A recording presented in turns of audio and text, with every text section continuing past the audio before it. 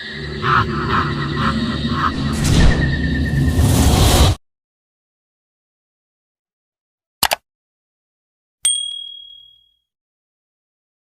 Morning everyone, स्वागत है आपका सिंपल सेंटेंस पार्ट 2 में। आज हम सीखेंगे हैव के प्रयोग से बनने वाले वाक्य। हिंदी के वाक्य जिनके अंत में पास है, में है, संख्या प्लस भाई बहन है आता हो, ऐसे वाक्यों को बनाने के लिए हम हैव का प्रयोग करते हैं। इन सभी वाक्यों में किसी के पास कुछ होने का पता चलता है। इसके सिंपल सेंटेंस की फॉर्मेशन है सब्जेक्ट प्लस हैव सब्जेक्ट के अकॉर्डिंग प्लस ऑब्जेक्ट। इसके एग्जाम्पल्स हैं ही हैज़ अ कार, उसके पास एक गाड़ी है। दिस बुक हैज़ 120 पेजेस, इस किताब में 120 पन्ने हैं। यू हैव 2 ब्रदर्स, आपके 2 भाई हैं। अगर हमारा subject he, she, it, this, that या किसी का नाम हो तो उसके साथ हम हैज़ का प्रयोग करते हैं। और अगर हमारा subject I, you, they, we, plural इनमें से कुछ भी हो तो हम हैव का प्रयोग करते हैं। अब हम इन्हीं वाक्यों का नेगेटिव सेंटेंस बनाना सीखते हैं। इसकी फॉर्मेशन होती है subject plus two does subject के अकॉर्डिंग प्लस नोट प्लस है प्लस ऑब्जेक्ट। इसके एग्जांपल्स हैं ही डजंट हैव अ कार, उसके पास कार नहीं है। This book doesn't have 120 pages, इस किताब में 120 पन्ने नहीं हैं। You do not have 2 brothers, आपके 2 भाई नहीं हैं। अगर हमारा subject he, she, it, this, that या किसी का नाम हो तो इन सब्जेक्ट के साथ हम डज का इस्तेमाल करते हैं। अगर हमारा subject I, you, we, they, these, those या प्लूरल हो तो उनके साथ हम डू का इस्तेमाल करते हैं।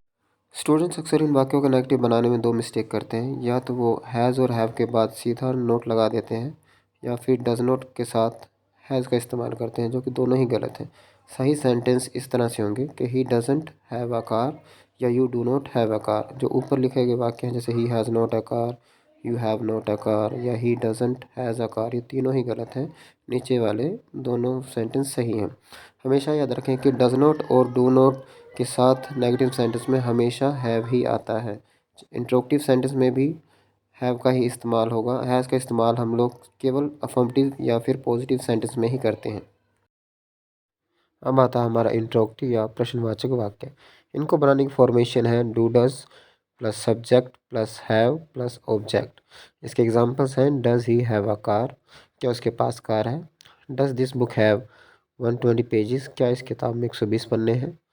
Do you have a car, क्या आपके पास कार है।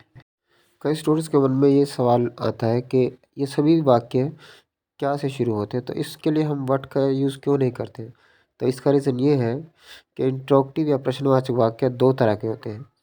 एक वो जिसका जवाब आप हाँ या ना में नहीं दे सकते, दूसरा वो जिसका जवाब आप हाँ या ना में दे सकते हो। तो इसको हम एग्जाम्पल की मदद से समझने की कोशिश करते हैं। तो लेफ्ट हैंड साइड के जो क्वेश्चंस हैं, इज़ दिस अ पेन, क्या यह एक कलम है, या do you have a pen, क्या आपके पास कलम है। तो इन दोनों प्रश्नों के जवाब आप हाँ या ना में दे सकते हैं। जबकि राइट हैंड साइड के जो क्वेश्चंस हैं, व्हाट इज़ दिस, यह क्या है, व्हाट डू यू हैव, आपके पास क्या है, इन दोनों प्रश्नों के जवाब आप हाँ या ना में नहीं दे सकते। तो इसका अर्थ ये हुआ कि जिस भी सेंटेंस की शुरुआत में is, am, are, was, were, has, have, had, do, does, did, will, shall या कोई भी मॉडल आता है तो ये सभी प्रश्न यस या नो वाले होते हैं। इनके जवाब आप हाँ या ना में दे सकते हैं। या आप इसे ऐसे भी समझ सकते हैं कि जब भी हमें कोई ऐसा प्रश्न पूछना है जिसका जवाब हाँ या ना में है तो हम इन्हीं में से किसी एक हेल्पिंग वर्ब का यूज़ करेंगे टेंस और ज़रूरत के हिसाब। और दूसरे आते हैं हमारे WH फैमिली वाले वर्ड्स।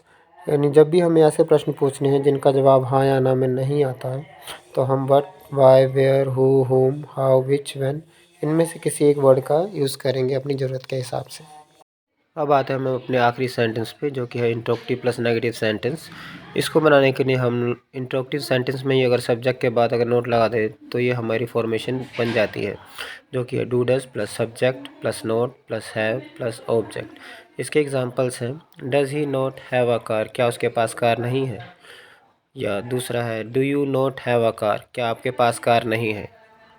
इन्हीं वाक्यों को आप इस तरह भी लिख सकते हैं doesn't he have a car या don't you have a car. Does not को मिला के डजंट और डो नॉट को मिला के डोंट बना है। अब आपके लिए कुछ एक वर्ड मीनिंग्स जो आपकी ट्रांसलेशन में मदद करेंगे, जो कि है ही हैज़, उसके पास, ही लड़कों के लिए इस्तेमाल होता है। शी हैज़ का मतलब भी उसके पास, शी लड़कियों के लिए इस्तेमाल होता है। आई हैव मेरे पास, यू हैव आपके या तुम्हारे पास, वी हैव हमारे पास, एंड दे हैव उनके पास।